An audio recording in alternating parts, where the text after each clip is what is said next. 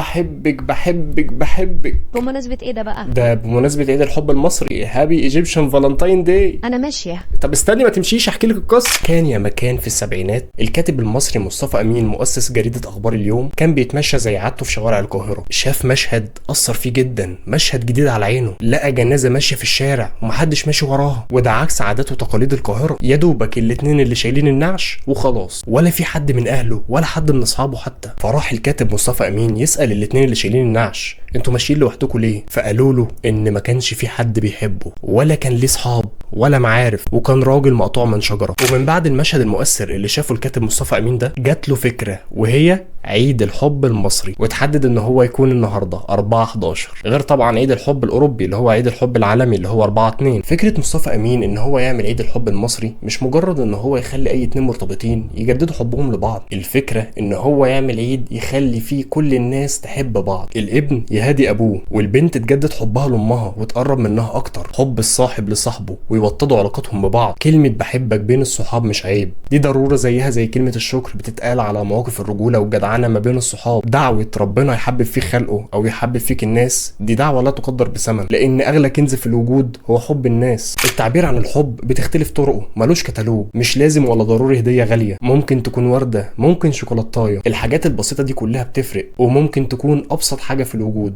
كلمه بحبك. وكان معكم حورس كبت مسلم، وهابي ايجيبشن فالنتاين داي.